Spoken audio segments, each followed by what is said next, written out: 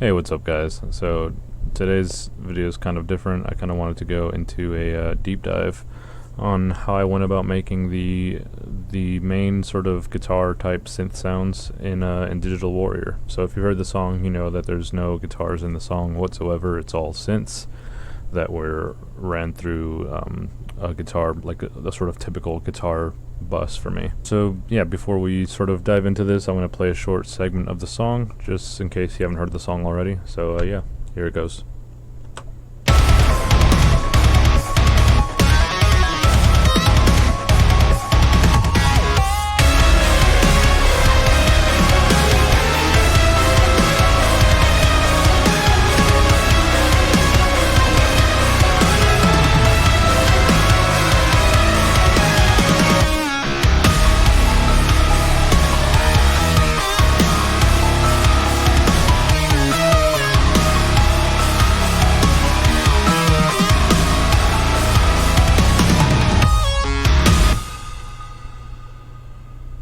Alright, so this section specifically is sort of the main section that we're gonna focus on, because the chorus and like the main sort of hook type riff is kind of where the really sort of guitar-esque synth sounds lie. And I've been getting a lot of like messages on Instagram and comments and stuff specifically asking about how I went about getting that sort of synth sound, so that's what we're gonna focus on today.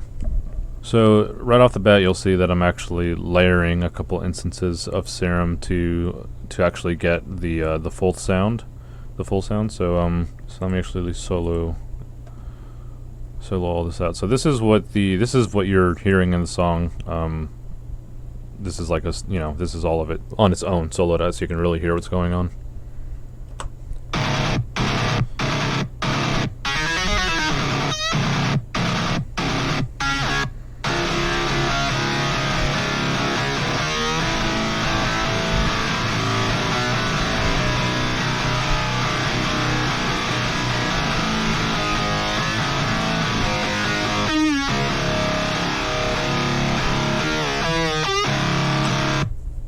Alright, so let's get into this.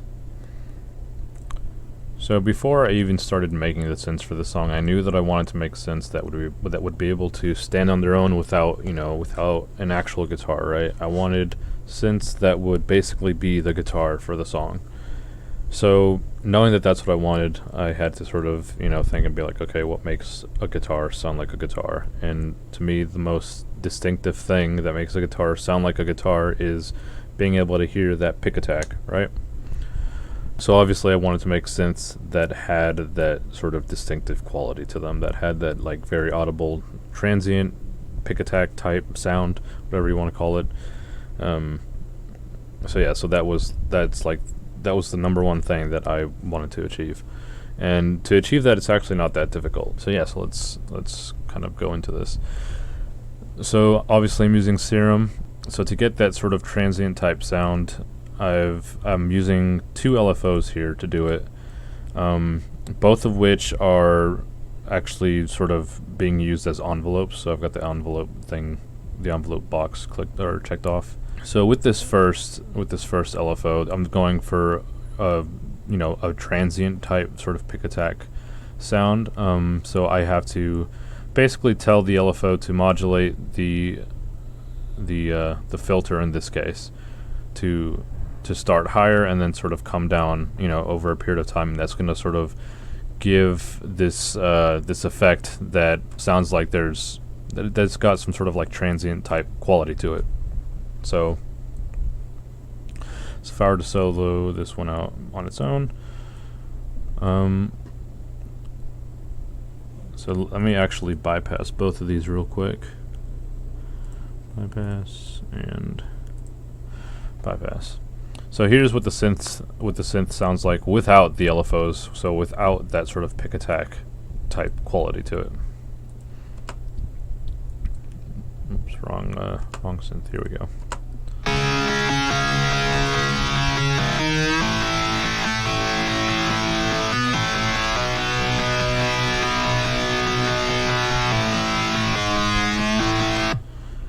So obviously, it definitely sounds like it's missing something, right?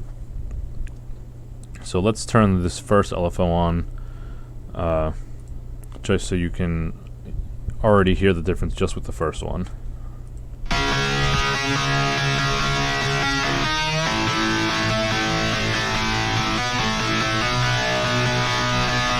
So just with this LFO automating the filter, and I believe it's automating a filter up here too, you're getting that effect of hearing like there's more than just there's some movement going on, I guess you could say. So yeah, so basically in Serum, to sort of get an LFO like this, if I were to recreate this real quick here, this is just an empty LFO. This is what the standard LFO usually looks like. You just can come down here and click the envelope so that it triggers the LFO with each note and it doesn't repeat over a period of time. And you just drag this like this, and then depending on how sharp you want the filter to come down, or to go through the LFO, you can change the curve here. So if I were to do this here, you'd be able to hear a difference. So for example,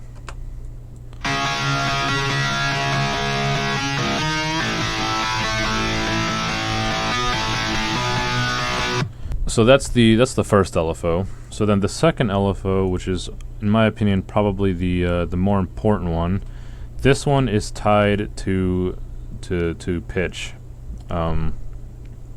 So let's turn this on now. So now that you've been hearing it without this LFO engaged, now let's turn it on.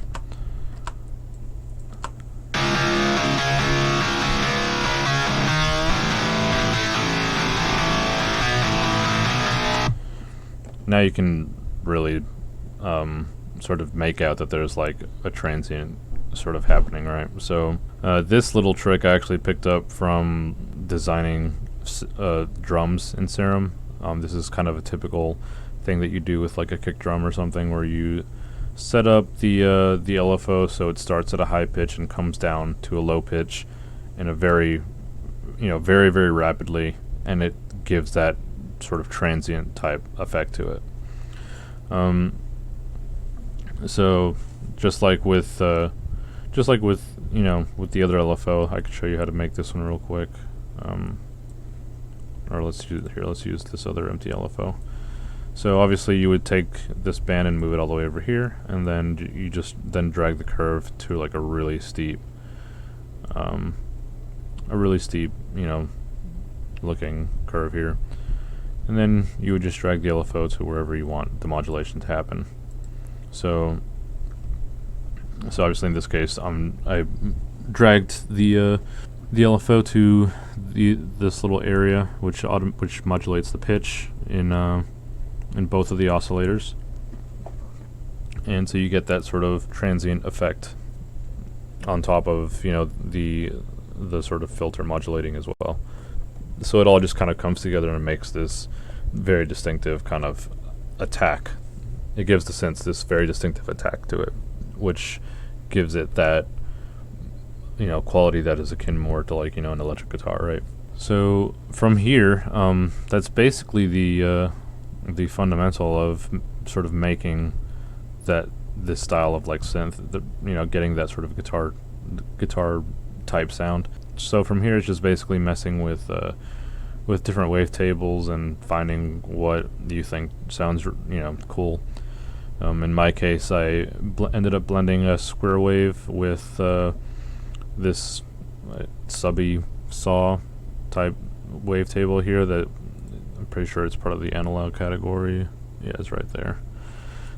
So you can just kind of go through the different wavetables and stuff and just find what sounds cool. And then, like, so if I were to sort of change the wavetable in here,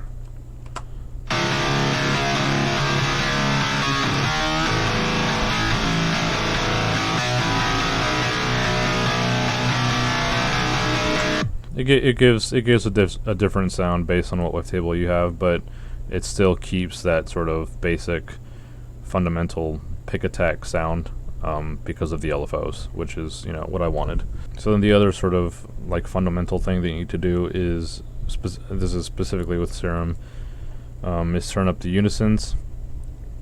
because in Serum, when you turn up the Unisons, by default the width is always at 100. So when you turn up the Unisons, it gives it that wide stereo effect, and obviously it makes it sound like like double tracked or quad tracked guitars. So I turned up the Unisons in both oscillators and brought the detune.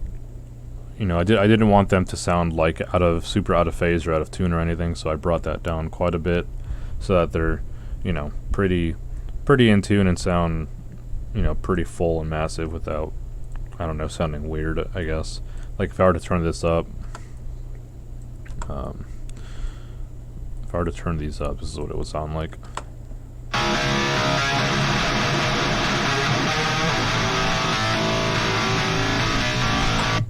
So yeah, so that's the other sort of like fundamental thing that you need to do with the sound is the Unisons.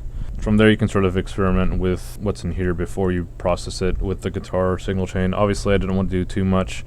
I just have another filter that's just adding, that I just modulated with this first LFO to just give it even more of a some more movement. And then I did it with this LFO, but this one's affecting the actual a bit of saturation happening before the actual guitar amp. So like if I were to bypass the guitar signal chain, it sounds like this pretty much.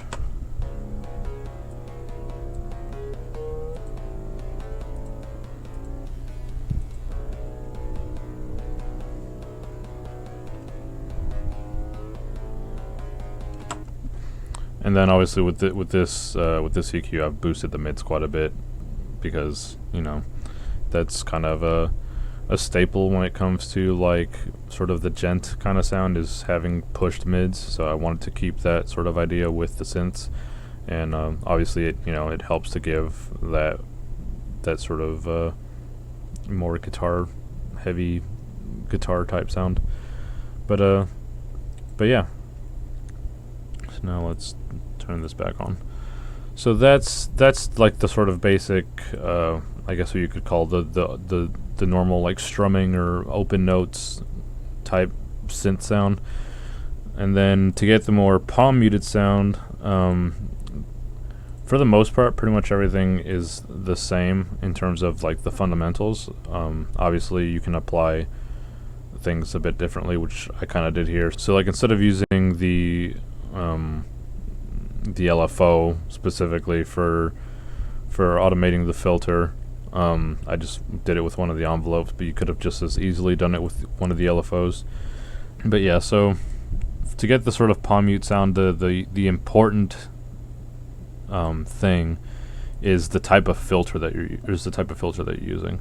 So with the open sort of strumming sort of sound, if you remember the filter that was there was a low cut filter.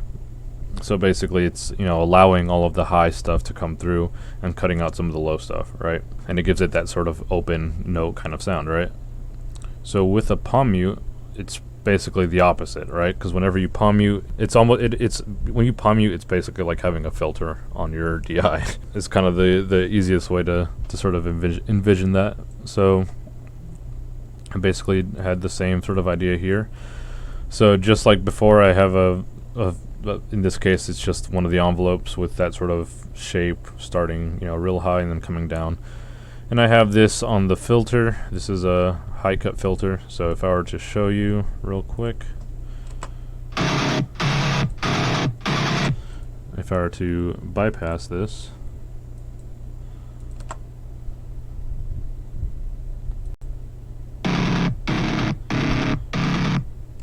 now there's no movement at all because the filter is not moving. So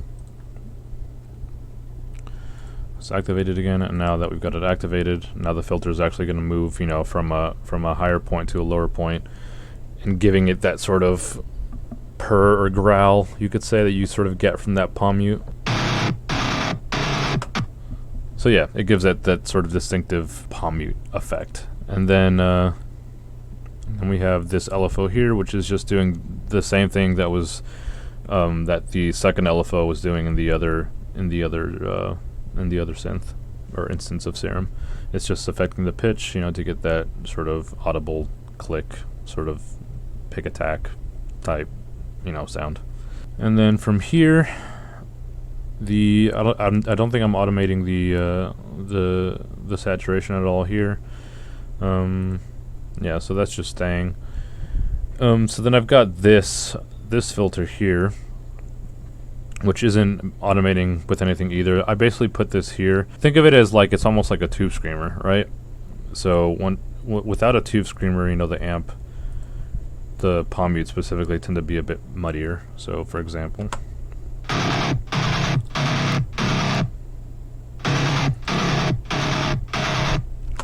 so it's obviously not the biggest difference, but it tightens it up a little bit. If I were to really push this, the cutoff here, you would really hear a difference now.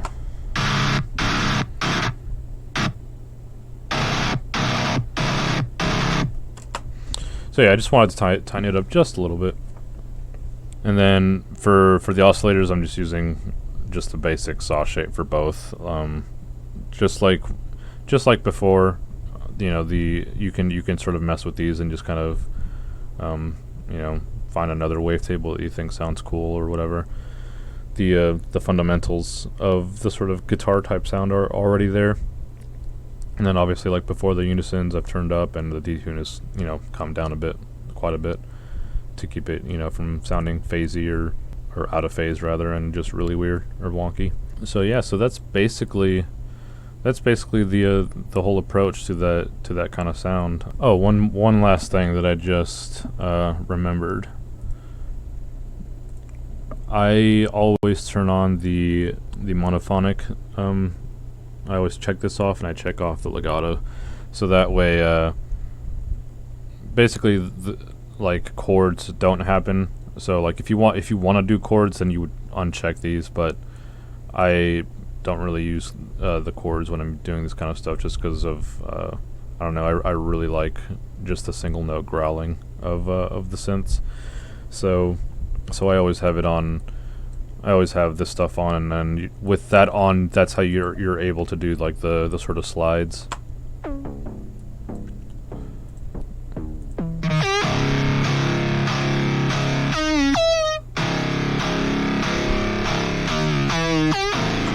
So like those little slides are because of the fact that these are turned on, basically. One more thing that I kind of wanted to show you guys, because obviously I've got a big I've got a big signal chain here. You obviously don't have to have this crazy signal chain. The main fundamental is the synth itself. So like if I were to just turn on the guitar amp, this is going to be quieter, but you'll see with just the guitar amp, it still sounds like that sort of heavy guitar-ish sounding synth.